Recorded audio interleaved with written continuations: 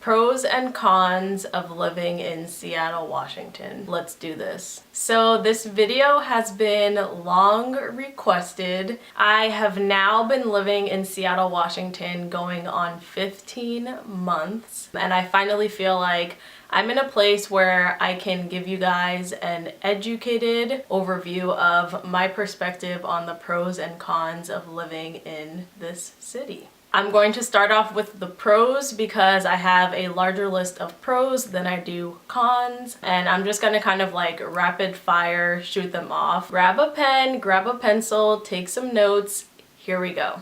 The pros. Summers in Seattle. Not much to say here. They kind of speak for themselves. If you've ever been to Seattle in the summertime, you know that it's the best time of year to be in this city. The summer runs from about July 4th until the end of August. And it's sunny every single day. The average temperature is in the 70s. When it gets into the 80s, people consider that a heat stroke. There is zero or very little humidity in Seattle, Washington, as opposed to the summers on the East Coast where you are dripping in sweat. On the flip side, once the sun goes down during the summer, it does get a little bit chilly. Summers in Seattle, beautiful, sunshine every single day, perfect weather, perfect temperature. It's a win. Not only are the summers great in Seattle, but the temperature is pretty moderate and mild. It's never going to get extremely hot or extremely cold. It's kind of in that mild, moderate temperature zone. So you're never gonna deal with extreme heat. You're never gonna deal with snow, but you can still get to the snow. So that's like a great thing if you're into like outdoor winter sports and things like that. The views, oh my goodness. Okay, so this is gonna have to be a Seattle, but also a general Pacific Northwest pro. The views are amazing. Anywhere in the city, you pretty much have a body of water to look at, a mountain range to look at, or like a mountain, Mount Rainier. Honestly, just beautiful. So much greenery. The views, I mean, they speak for themselves. Like the views, the views, the views. Nature. Okay, so if you are an outdoorsy person, if you like to hike, if you like to be in the woods, if you like to be on the water, if you like to be doing any type of outdoor activity, Seattle is the place for you. When it comes to hiking, there's a plethora of parks and trails. There's like just an unlimited number of that. So yeah, if you're a nature person, if you're into the outdoors, if you love that sort of thing, Seattle is your city.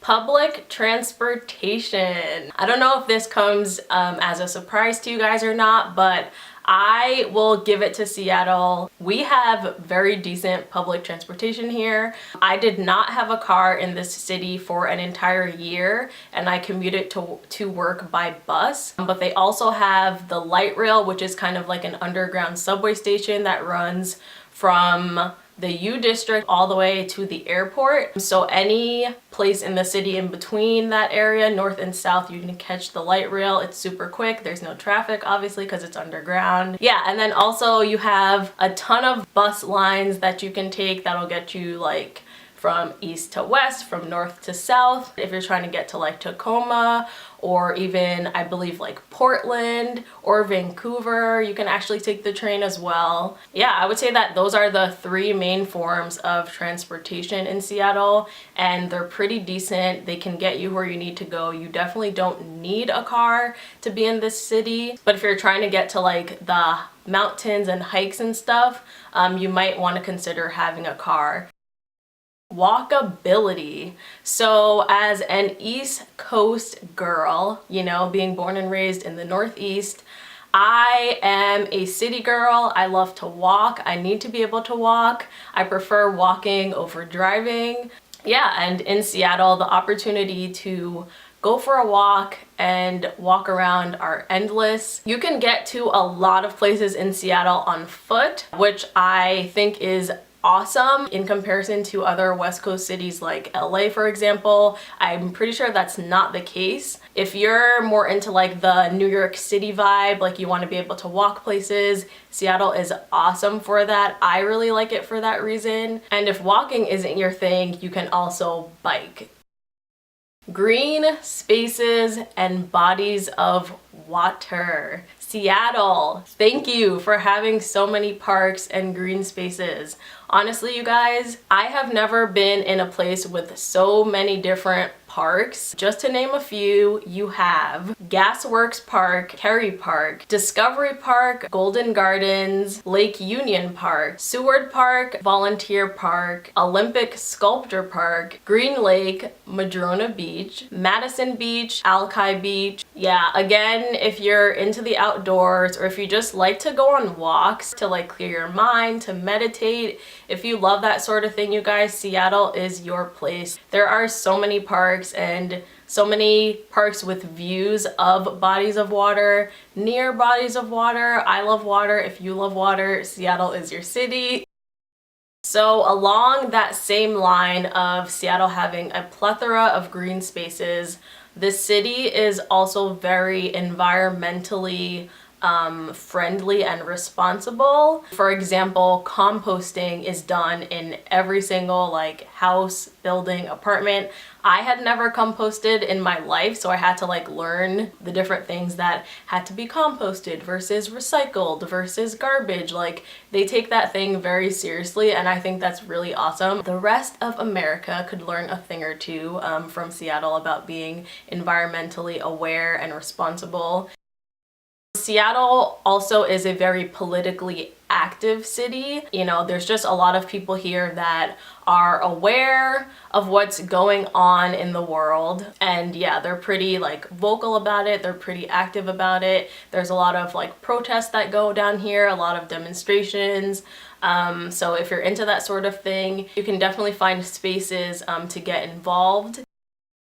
Okay, another big pro of Seattle, the diversity of neighborhoods. So kind of like New York City, where you have the different boroughs like the Bronx, Brooklyn, Queens, Manhattan.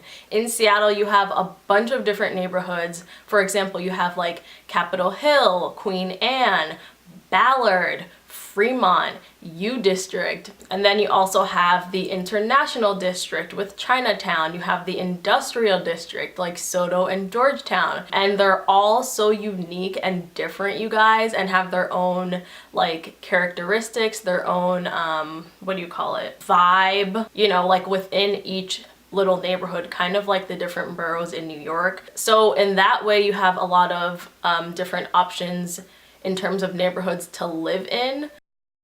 Job opportunities. Okay, there is obviously no secret that Seattle is a hub for transplants like myself. We're all coming out here for jobs because there is money to be made out here in Seattle, okay? Yeah, I mean, not much more to say there. There's lots of job opportunities. That's not something that you would have to worry about if you were moving to Seattle.